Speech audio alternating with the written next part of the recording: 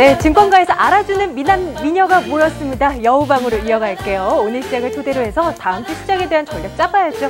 한양증권 전소영 연구원, 우리투자증권 정재훈 대리, 동양종금증권 가산디지털지점 최민규 과장 모셨습니다. 안녕하세요. 네, 안녕하세요. 네, 안녕하십니까.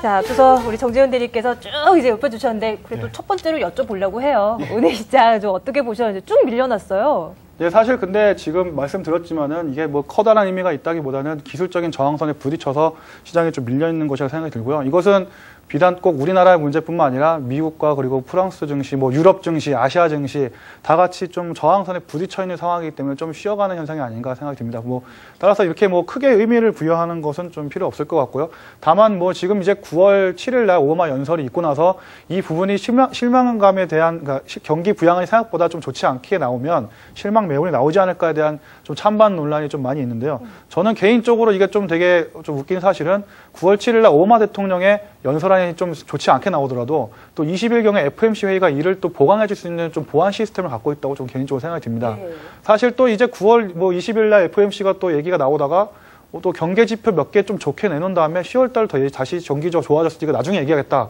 하고 이런 식으로 밀어버려도 시장의 심리를 호전시키면서 시간을 버는 효과를 낼 수가 있기 때문에 실망 매물이 나오는 것에 대해서는 아직까지는 크게 걱정할 단계는 아니라고 좀 개인적으로 생각하고 있습니다. 다만 변동성은 여전할 것으로 보시는 거죠? 아무래도 뭐 지금 변동성이 크다 보니까. 상황이니까. 전소영 연구원께 좀 여쭤볼까요? 오늘 시장 어떻게 보셨어요? 저는 사실 정책 기대감을 제외하면은 수급이라던가 그리고 펀더멘털이 모두 상당히 취약한 상태라고 판단이 들고 있고요. 우리가 지금 현재 대외 변수에 대한 이런 이슈들이 시장을 계속 짓누르고 있는 모습인데 제가 이번 주에는 계속해서 국내 펀더멘털에 대한 부분들을 계속 언급을 드리고 있습니다. 국내 펀더멘털이 사실 그렇게 좋지 않은 모습들을 보이고 있다라는 점도 지금 대외 악재에 묻혀 있지만 상당히 부각이 될 수 있는 문제이기 때문에 이런 부분들을 한번 계속 체크를 하셔야겠고요. 정책 당국자들도 지금 우리 경기가 상당히 하강 국면으로 들어가고 있고 그리고 물가가 상당히 높은 수준으로 나오고 있다는 점을 우려하고 있기 때문에 이런 부분에 대해서 계속해서 체크가 필요할 것 같습니다. 네, 해외 이슈도 그렇지만 좀 국내 이슈들도 안 좋은 것들이 너무나 많잖아요. 과장님께서는 어떻게 보셨어요? 시장이 불안한 상태가 지속적으로 이어진다라고 좀 말씀을 드리고 싶고요.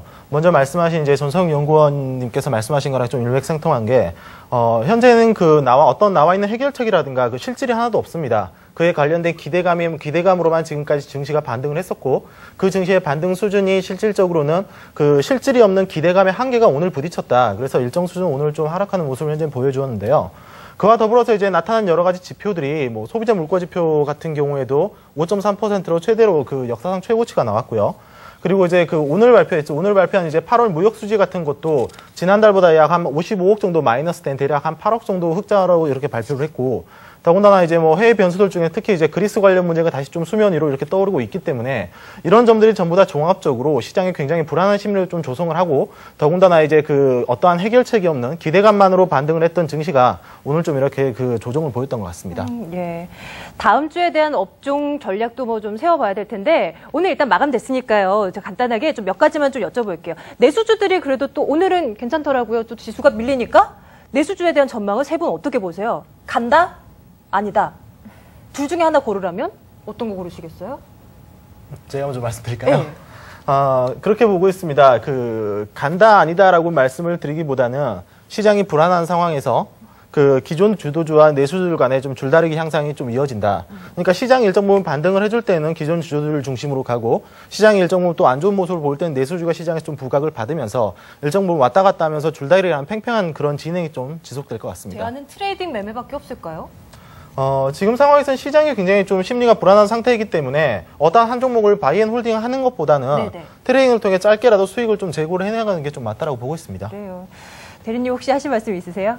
저는 사실 내수주에 대해서는 저번에도 좀 약간 부정적으로 말씀을 드렸었는데, 내수주가 사실 장이 빠졌을 때 상당히 방어를 잘했고 좀 강한 모습을 보여줬습니다. 그래서 이제 시장의 반등 영역에 저는 접어들었다고 생각이 되기 때문에 이미 내수주가 할 수 있는 역할은 이미 한번 지나갔다고 좀 생각이 들고, 이번은 좀 수출주에 좀 집중이 되지 않나. 사실 우리나라 같은 경우 다 아시겠지만 뭐 무역 70% 이상이 무역으로 먹고 사는 나라이기 때문에 수출주가 수익을 내주지 못하면 결국 내수 시장도 좋을 수가 없습니다. 그래서 최근에 뭐 여러 가지 해외 위기를 통해서 지금 뭐 많이 지수가 내려와 있고 뭐 수출주들도 수익이 좋지 않은 상황이지만은 결론적으로 아까 뭐 제가 코너를 통해서 말씀드렸습니다만 해외 쪽에서 좋은 움직임이 들리면 오히려 많이 빠졌던 그런 수출주 위주로 반등이 더 세게 나올 것으로 예상이 들기 때문에 좀 더 그런 쪽에 포커스를 맞춰보는 건 맞지 않나 개인적으로 생각하고 있습니다. 계속 빠르게 업종별 순환매가 나타나다 보니까 좀 투자자들 입장에서 이거 단기간에 좀 빨리 수익 내고 나와야지 이런 생각을 계속 하게 돼서 코스닥 시장에 요즘에 정책 관련 테마주들 너무나 급부상하고 있잖아요. 그래서 그런 쪽으로 괜히 눈길이 가거든요. 오늘만 해도 안철수 연구소 상한가, 안철수 원장이 서울시장 출마할 가능성, 설 이렇게 나오면서 좀 관심을 가져갔는데 과연 안철수 원장이 시장이 된다고 해도 안철수 연구소 실적에는 얼마나 영향이 있을 것인가? 과연 있을까요? 이용건이 좀 어떻게 보세요? 만약에 이순복 주인님이 이 자리에 있다면 이런 얘기를 하셨겠죠. 안철수 연구소에는 안철수가 없다라고 말씀하셨을 것 같아요. 예, 맞아요. 예, 지금 안철수 연구소가 우리 이전에 애플사와 관련돼서 이제 이런 이슈들이 나오면서 소프트웨어 주들이 한번 이제 반등을 보이면서 상당히 랠리를 보였습니다. 한번 이제 이런 손바꿈이 한번 나타났다라고 판단이 되고 있고요. 이번에 이 정책 기대감에 대해서는 물론 그런 것들이 있습니다. 안철수 원장이 서울시장이 됐을 경우에 소프트웨어 업종에 대해서 어느 정도의 정책 기대감을 가질 수는 있겠지만 이런 것들이 확실하지 않은 상황이고 아직까지 이런 것들은 항상 지금 자금이 풍부한 상황에서 어느 쪽에 투자를 해야 될지 모를 때 이슈에 의해서 계속해서 좀 단기적인 등락이 나타나는 이런 현상이라고 볼 수가 있겠고요. 특별히 이거에 대해서 중기적인 관점으로 접근하기는 조금 어려울 것 같습니다. 예. 업종별 흐름 이제 점검해 볼게요. 다음 주에 우리는 어떤 업종을 좀 공략하면 될 것인지 최민교 과장의 얘기 좀 들어보도록 하겠습니다. 먼저 주제 먼저 보시죠.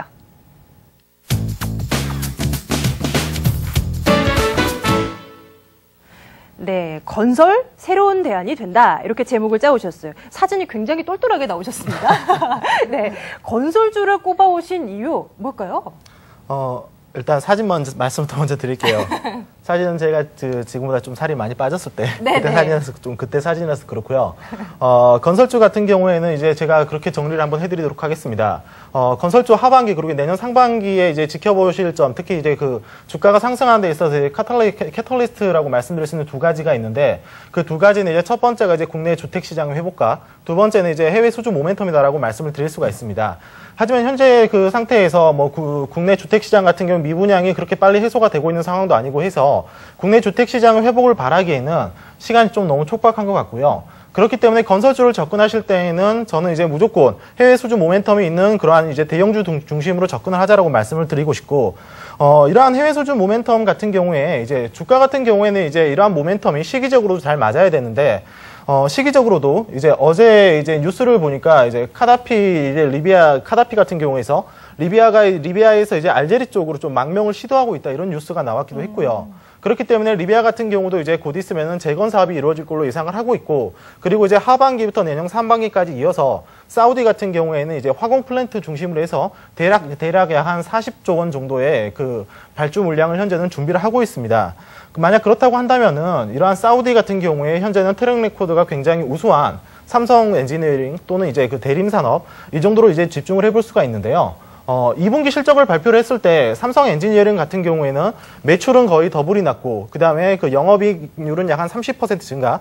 하지만 순이익률 같은 경우는 약 한 자릿대 8% 또는 9% 정도밖에 증가하지 않은 이러한 해외 이제 화공 플랜트 쪽에서 굉장히 마진율이 안 좋은 모습, 이러한 모습들을 보여주었기 때문에 하긴 이제 상대적으로 따져봤을 때 대림 산업 같은 경우에는 이런 해외 이제 사업에서 이제 마진율 같은 경우 양호한 약 한 18% 정도가 나왔습니다. 그렇기 때문에 이제 일단은 두 종목 중에서 고르라라고 말씀을 드리면은 탑픽으로 대림산업을 조금 더 이제 말씀을 드리고 싶고요. 대림산업 같은 경우에는 이제 원이어 포워드 EPS 같은 경우에 약 한 대략 13,000원 정도로 예상을 하고 있기 때문에 목표 주가는 타겟 멀티플을 한 11배 정도 부여를 해서 약 한 143,000원 정도를 말씀을 드리도록 하고, 건설주를 또 말씀을 드린 이유는 시기적으로도 모멘텀이 잘 맞습니다. 그렇기 때문에 현재 어려운 시장 상황에서 기존 주도주들이 낙폭을 크게 키우고 있고 회복을 못하고 있는 상황에서 또 하나의 새로운 대안 투자안이 될 수 있지 않을까라고 해서 건설주를 말씀을 드리도록 하겠습니다. 예, 아무래도 해외 쪽에 좀 집중하고 있는 프로젝트를 진행하고 있는 그런 업체들을 선별하는 옥석 갈리기 업종 가운데서도 필요할 것 같은데, 대림산업을 탑픽으로 꼽아주셨지만 해외 건설주 비중이 높은 종목들 뭐뭐 있죠? 한번 꼽아볼까요? 사실 GS건설도 있고 대림건설, 현대건설도 그렇죠. 삼성물산은 어때요? 삼성물산은 오히려 삼성 엔지니어링이 저는 훨씬 나은 것 같습니다. 아, 삼성 엔지니어링 쪽에 건설 업종에 대한 별점을 준다면 최민규 과장님 얼마 주시는 거예요? 기존 주도주들의 대안으로 이렇게 말씀을 드렸으므로 굉장히 뭐 5개 정도는 드리진 못하겠지만 약 한 3.5개 정도 드리도록 하겠습니다. 그래도 쾌톡하는 점수를 주시는 거네요. 건설 네, 업종에 맞습니다. 대해서. 자, 이번에는 전소영 연구원의 얘기 좀 들어볼게요. 전소영 연구원께서는 이제 또 유망 업종 어떤 것들 보고 계신지 화면을 먼저 보겠습니다.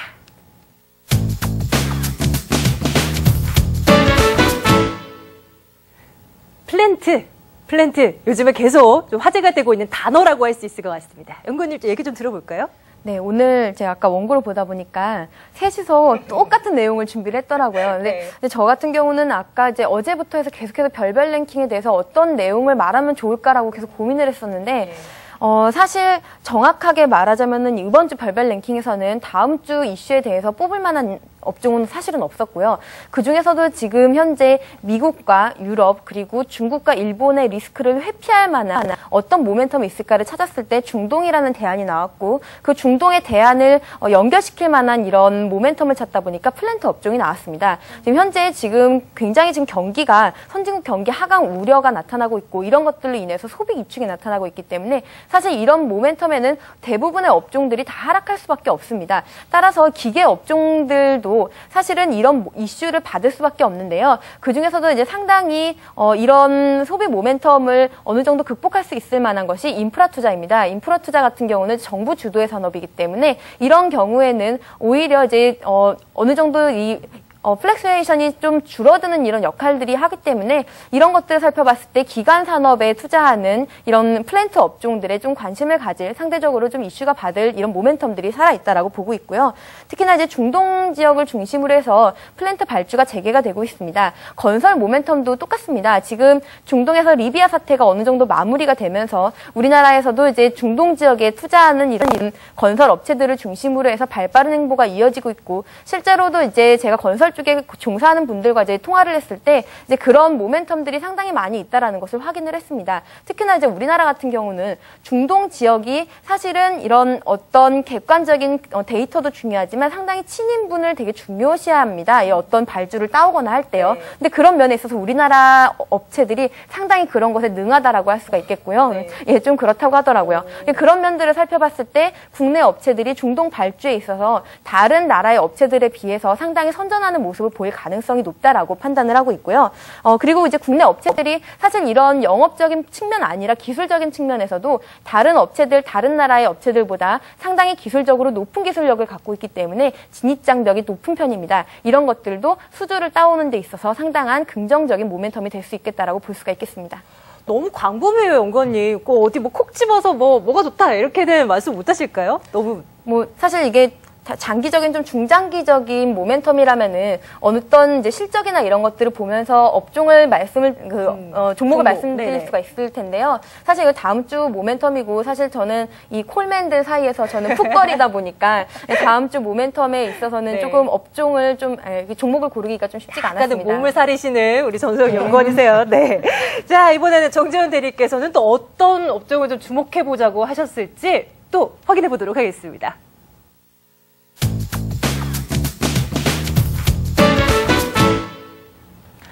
콜맨의 선택도 똑같았어요. 인프라 사업을 좀 보자, 수혜를 기대한다라는데요. 어떤 얘기 해주실 거예요? 제가 근데 사실 제일 두려울 때가 똑같은 사람들이 다 앞에서 얘기 다 똑같은 하셨어요.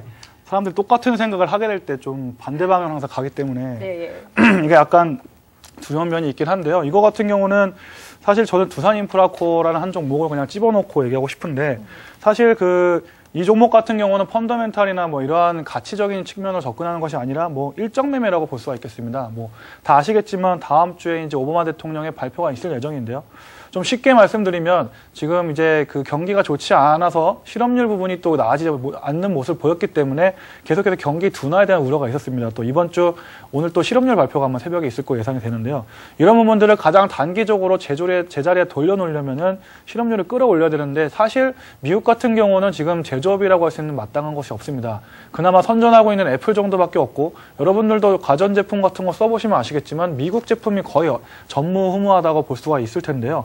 사실 1980년대만 생각해 보더라도 사실 GE 같은 국가 그런 기업들이 있었기 때문에 미국 상품들은 어느 정도 제조업을 통해서 자리를 잡고 있었습니다.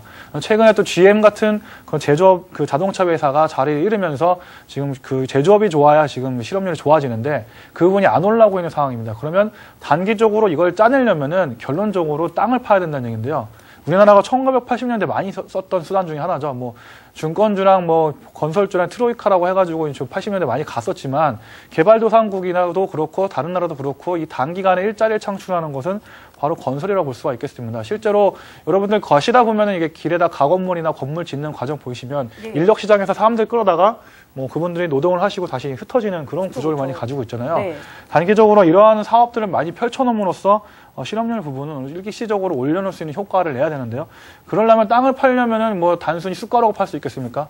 결국 굴삭기로 파야 된다는 얘기입니다. 그리고 아까 잠깐 미국에 대한 기대감을 말씀을 드렸지만은 중국도 12차 5개년 개발이 이제 본격적으로 시행될 예정입니다. 사실 서부 개발이라고 해서 여러분 다 아시겠지만 중국 같은 경우는 동부와 서부의 빈부격차가 엄청납니다. 사실 중국의 역사를 보더라도 동부 쪽 연안에 있던 그런 도시들이 많이 번성을 했었지만 서쪽에는 이제 뭐 티베트라든지 뭐 원숭이들밖에 없거든요. 그래서 이런 부분들을 우리나라가 발전한 과정에서 보셨겠지만 네네. 고속도로라든지 발전소라든지 이런 것들을 건물을 대거 지어서 그 일자리를 창출 효과 및 그럼 좀 경기를 끌어올리겠다는 효과. 따라서 최근 그 중국 두산 인프라 코어 하면 바로 중국이라고 볼 수가 있겠는데 사실 굴삭기 수요가 지금 원하는 것의 50에서 70%까지밖에 조달이 되지 않고 있다는 신문 기사를 들리고 있습니다. 사실 뭐 두산 인프라 코어가 최근까지 뭐 수익이나 이런 면에서 좋지는 않았지만 적어도 이러한 일정 매매로 봤을 때는 가장 큰 모멘텀을 갖고 있기 때문에 사실 전 이거 저번 주에 추천하고 싶었는데 제가 휴가를 가려면 하는 바람에 말씀 못 드렸는데요. 예. 상당히 좀 후회가 되고요. 그런 말씀 하시지 마세요. 그때 전화 주셔야죠. 아, 예. 진작에 말씀해 주셔야죠. 네. 그 밥회사고도 되게 연기 있잖아요. 두산 인프라코어. 예, 사실 예. 예. 밥회사도 뭐 주문을 걸면은 3개월은 기다려야 뭐 물량을 받을 수 있다. 뭐 이런 내용도 있더라고요. 예, 바켓 그 포크레인의 고양이 같은 게 이제 있어서 바켓인데 사실 그 미국 기업이라고 볼 수가 있고요. 사실 미국에서 이러한 부분이 이어지면 미국 쪽 부분까지 가져갈 수 있는 부분이 있습니다. 그리고 또 이제 뭐 그 돈을 차입한 부분에 대해서 이제 조기 상환될 수 있다는 애널리스트들의 얘기도 들리고 있고요. 그래서 좀 쉽게 말씀드리면 지금의 포커스는 경기 부양인데 여기에 가장 좀 기대감을 가져갈 수 있는 종목 중 하나이기 때문에 예. 좀 이 부분에 대해서 긍정적으로 좀 보시면 될 것 같고요. 저는 개인적으로 지금 사놓고 나왔습니다. 그래서 고객분들 거를 매수하고 나왔는데요. 손절가를 잡더라도 한번 따라가 보시는 게 괜찮을 것 같습니다. 얼마까지 보고 들어가신 거예요? 지금 가격에 한 5% 정도에서 10% 정도까지 잡고 들어가고 있습니다. 참고해 주시기 바라겠습니다. 아까 전에 대리님 말씀하실 때 과장님 뭐 적으시더라고요. 뭐 적으신 거예요? 저도 이제 두산 인프라코어를 네. 기계업 중에 스타픽으로 생각을 하고 있고, 이제 오바마 대통령이 말할 그 연설 내용이 네. 경기 부양책 내용이 이제 큰 비중을 차지를 하는 게 이제 사회 간접 자본 SOC를 좀 확충을 함으로써 어느 정도의 실업률을 좀 해소를 하고 경기를 부양을 시키고요. 그리고 이제 그 주택 경기를 활성화시키는 이러한 대책을 내놓으려고 하는데 이제 이러한 대책들에 이제 필요한 게 아까 말씀하신 대로 이제 그 건설 장비들입니다. 이러한 건설 장비들을 만드는 이제 그 바켓 같은 경우에 만약 이러한 정책들이 나온다라고 하면은 직접적으로 수혜를 받을 수가 있고요. 또한 이제 바켓 관련된 문제들이 두산 인프라코어에서 굉장히 많은 이슈가 됐었는데 이제 올해 이제 그 분기별 에비타 수준 같은 경우에 만약 그 기준치 이상의 에비타를 채우지를 못한다면은 그 두산 인프라코어와 두산 건설 쪽에서 이제 증자를 해줘야 되는 이러한 형태를 띠고 있는데 이미 이러한 에비타 수준을 바켓이 넘어섰고 더군다나 또한 이제 이러한 정책상의 이런 모멘텀을 받을 수가 있기 때문에 두산 인프라코어는 앞에서 말씀하신 대로 5% 10% 정도 생각을 하셨지만은 장이 안 좋은 가운데서도 저는 이제 좀만 더 길게 가져가신다라면은 그보다 이제 월등한 이런 수익률을 좀 기록을 할 수 있다라고 생각했습니다. 예. 세 분의 의견이 좀 이렇게 약간 교집합이 좀 많이 생기는 것 같아요. 좀 많은 전략에 좀 도움이 되셨기를 바라고요. 다음 주에 대한 증시 전반적인 전망도 좀 나눠보도록 하겠습니다. 자, 9월. 다음 주 시장 어떻게 진행될 것인지 또 주제 봐야 되겠죠? 주제 준비되어 있나요? 없나요? 예, 계속 진행할게요. 자, 다음 주에는 우리가 크게 볼 만한 이벤트들이 참 많아요. FOMC는 좀 더 있죠? 오바마 연설 있고, 우리 국내 시장에서는 금통위, 또 쿼드러플 위칭데이 여러 가지 준비되어 있는데 잠시 뒤에 전망 나눠보도록 하겠습니다.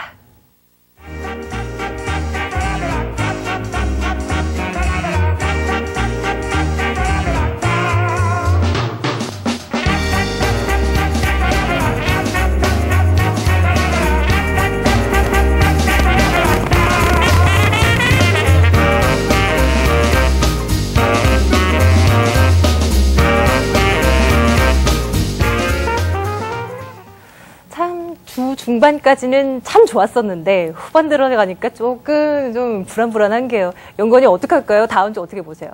계속해서 주후반 들어서 불안불안한 게 심리가 안 좋기 때문이거든요. 네. 아무래도 이제 지금 이번 주 이제 오늘 밤에 실업률이 발표가 되는데 어제 나왔던 ISM 제조업 지수 중에서 임금 부분이 상당히 올랐습니다. 임금이 올랐다라는 얘기는 일자리 창출이 되지 않고 같은 인력을 조금 더 이제 이용했다라는 그런 얘기가 되거든요. 여기는 결국에는 실업률이 좀 올라갈 수 있는 이런 모멘텀을 갖고 있다라는 거, 이런 리스크 요인들로 인해서 어젯밤 이제 미국 증시도 조금 하락하는 그런 것들에 대해 경계감을 갖는 그런 모습들을 보였고요. 다음 주는 이제 월요일 날이 미국이 휴장입니다. 따라서 미국의 입장에서는 4거래일밖에 되지 않기 때문에 변동성이 좀 확대될 수 있는 이런 모멘텀들을 갖고 있다라는 거 한번 명심을 하셔야겠고요. 그리고 여전히 지금 기술적으로 봤을 때도 상방으로 경직이 많이 되어 있는 상태입니다. 우리가 그 전에 8월 1일 날까지 상승했던 거에 대해서 가장 저점이었던 1680포인트 정도까지 해서 한 50% 정도의 조정이, 기술적 반등이 1930포인트 정도입니다. 따라서 1930포인트 정도에서의 계속해서 저항선이 형성될 가능성이 좀 높다라고 판단을 하고 있고요. 그리고 다음 주에 이 연설들에 대한 정책 기대감이 큰 만큼 그만큼 이런 이슈들이 해소됐을 때 다시 한번 지수가 다시 한번 하락할 가능성도 한번 좀 열어두셔야 될 것 같습니다. 그리고 이제 국내 경제 같은 경우는 제가 지난번에 조심스럽게 언급을 드렸지만 어느 정도 스태그플레이션에 대한 대비를 좀 하셔야 될 것 같고요. 그리고 외국인 같은 경우는 이제 어제 외국인을 이제 들어가서 확인을 해봤더니 노무라 창구에서 상당히 많은 물량들이 나왔습니다. 그래서 노무라에서 한 증권사에 상당히 많은 매수를 했다라는 것을, 그거를 외국인 전체의 매수로 받아들이기에는 좀 어렵다라는 이런 일각의 이유도 있는데요. 그렇다고 1조 원이 넘는 매수를 했다라는 것을 이유가 없다라고 넘어가기도 사실 조금 의아해서 그거에 대한 이슈들을 조금 찾아봤는데 이 창구에서는 그렇게 생각하는 것 같습니다. 이 오바마 연설 이후에 어쨌든 이런 것들을 정책 기대감으로 인해서 경기를 부양하려는 의도이기 때문에 이런 거 이후에 신흥국 자금으로 좀 자금이 유입되는 것으로 예상을 하고 미리 좀 자금을 넣지 않았을까라는 그런 추측을 제가 한번 해봤습니다.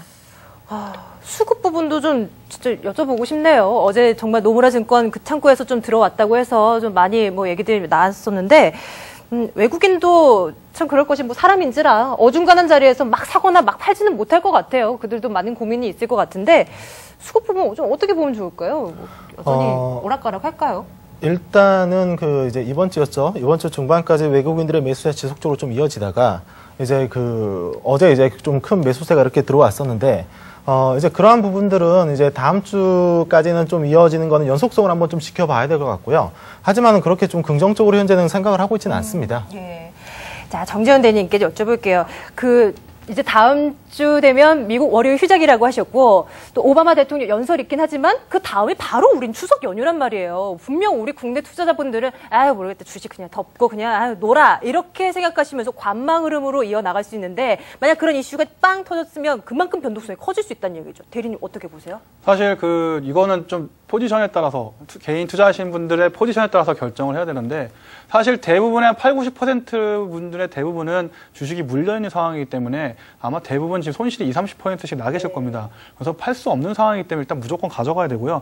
현금을 추가로 가지고 계신 분들은 제 생각에 20, 30% 정도는 좀 기대감을 사고 넘어가도 되지 않나 이렇게 좀 봐야 될 것 같고요. 만약에 나머지 80%를 대처를 하면 되기 때문에 그 부분은 그렇게 생각하시면 좋을 것 같고 결론적으로 지금 9월 7일, 8일 날로 연기가 되어 있는 오바마는 이제 사실 지금 구세주 역할을 하고 싶어 하는 것 같습니다. 지금 경기가 워낙 어렵고 자신이 어떠한 경기 부양책을 제시해서 리더십을 통해서 경기를 살리게 되면 지금까지 오바마 대선 지지도가 30% 밑으로 내려가는 좋지 않은 모습들을 보여주고 있는데 이 부분을 역전할 수 있고 재선으로 이어질 수 있는 가장 중요한 역할 중에 하나를 지금 해야 되는 상황입니다. 따라서 이 부분에 대해서 아마도 기대감을 해보는 게 좋을 것 같지만 만약에 좋지 않은 얘기가 나오더라도 아까 잠깐 말씀드렸습니다만 뒤에서 FOMC가 설거지를 해줄 수 있는 보완 체제를 갖고 있기 때문에 따라서 이런 부분에 대해서는 여러분들이 너무 그게 흔들려서는 안 된다는 개인적으로 생각이 드는 것 같습니다. 예, 이렇게 많은 사람들이 오바마 입에 집중을 하고 있는데 분명 차기 대권에 좀 이렇게 욕심이 있다면 분명 무슨 얘기는 하긴 할 것 같긴 해요. 최민규 과장님. 네. 자, 마지막으로 또 전방 또 얘기 나눠주셔야죠. 다음 주 초반에는 저는 이제 조금 더 조정을 거친다라고 생각을 하고 있습니다. 하지만은 이제 그러한 저점이 이제 저번에 기록했던 1700대를 깼던 그 저점보다 이제 저점을 높이는 과정을 확인을 한번 확인을 하고 매수에 가담을 하는 게 필요하다라고 좀 말씀을 드리고 싶고요. 현재 그 쿼드러플 리칭데이 동시만기를 한번 살펴봤을 때 차익 잔고라든가 그 다음에 현재 베이시스 상황 그리고 이제 수급 상황을 한번 체크를 해봤을 때 그 이번 만기만큼은 제 생각은 제 개인적인 의견은 그렇게 큰 이벤트가 없이 지나갈 것 같습니다. 이러한 부분들은 이제 다음 주에 변동성을 조금 줄이는데 그나마 좀 도움이 되지 않을까라고 생각을 하고 있고요. 이제 오늘 밤 미국 시장에서 발표한 실업률 같은 이슈들 그리고 이제 다음 주 이제 금통위에서 발표된 이제 금리 인상의 이슈. 현재는 이제 물가와 경기가 굉장히 팽팽히 대립을 하고 있는 상황인데 이러한 부분들 그리고 이제 또 나올 수 있는 이제 그 물가 안정 대책 같은 경우 이러한 이제 이벤트들에 조금은 그 집중을 하시면서 그 보시고 이제 대응을 하실 필요가 있다라고 생각을 하고 있고요.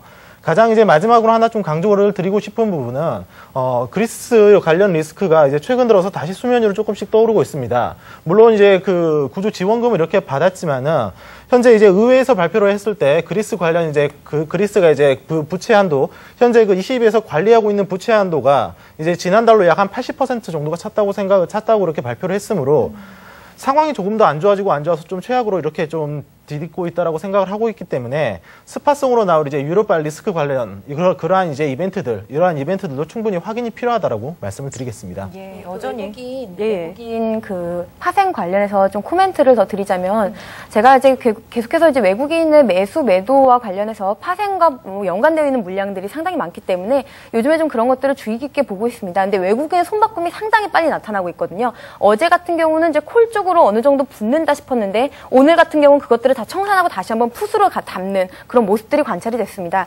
따라서 지금 현재 베이시스라던가 차익 비차익 상황으로 봤을 때는 지금의 현재 데이터로 봤을 때는 어느 정도 무난하게 넘어간다라는 그런 추측이 가능하지만 언제든 외국인이 계속해서 손바꿈이 나타날 수 있기 때문에 변동성이 커질 수 있는 것은 조금 계속해서 주목을 좀 하셨으면 좋겠습니다. 쿼드러플 위칭데이에 대해서 정재훈 대리님께서도 좀 한 말씀 해주셨으면 좋겠어요. 저는 개인적으로 지금 시장에 그 외부적인 요인이 더 많이 작용하고 있기 때문에 선물 시장은 크게 뭐랄까 시장의 그 방향에 영향 준 것 같지는 않다고 개인적으로 생각이 들고요.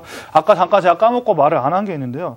그 지금 시장의 심리가 워낙 위축되어 있다 보니까 사람들이 하는 말이 다 똑같은 것 같습니다. 저 같은 경우도 이렇게 TV를 보다 보면 대부분 다 안 좋은 부정적으로 얘기가 하게 되는데 제 경험상 봤을 때 항상 모두의 의견이 일치하게 되면 항상 그 주가는 반대로 가는 경우가 많았던 부분이 있기 때문에 이 부분을 생각하셔야 될 것 같고요. 저 같은 경우 이제 펀드 매니저분들 몇 분 아는 분들이 있는데요. 이 ISM 제조지표 안 좋게 나올 거라고 미리 던지자는 사람들 상당히 많았습니다. 근데 중요한 거는 지금 미국에서 경기 부양에 대한 기대감이 미리 줬기 때문에 지표가 나쁘게 나오도 그거를 경기가 안 좋아지니까 더 경기 부양이 세게 나오겠구나. 이런 식으로 호재로 인식하고 있는 시장의 입체적인 부분이 있기 때문에 경기 지표가 나쁘게 나온다 해서 꼭 시장에 빠지는 것은 아니라고 생각을 하셔야 됩니다. 따라서 지금의 여러 가지 사람들의 군중 심리로 봤을 때는 오히려 저희가 예상치 못하는 순간에 저희가 지금 1700에서 올라오는 이 순간마저도 전혀 예상치 못하지 않았습니까? 맞아요. 그러고 나서 이제 좋은 의견들이 또 많이 나오고 있는 부분이지만 좀 너무 부정적인 부분으로만 해석하시는 것은 좀 안 좋다고 개인적으로 생각됩니다. 네, 여러 가지 뭐 펀더멘털적인 측면도 뭐 많이 가미가 되겠지만 주식 시장이라는 것이 또 사람들 간의 심리 게임 아니겠습니까? 그래서 그런 부분도 좀 참고를 해주셔야 될 것 같아요. 자, 이번 주 한 주 동안 여러분들 너무 수고 많으셨습니다. 다음 주 SS는요, 약간 조금 더 구성을 바꿔서요, 더 알찬 내용으로 준비됐고요. 또 이혜리 앵커도 돌아오니까 계속 많은 시청 부탁드리겠습니다. 자, 한양증권 전소영연구원, 우리 투자증권 정재훈 대리, 동양정금증권 가산디지털전 최민규 과장과 함께 했습니다.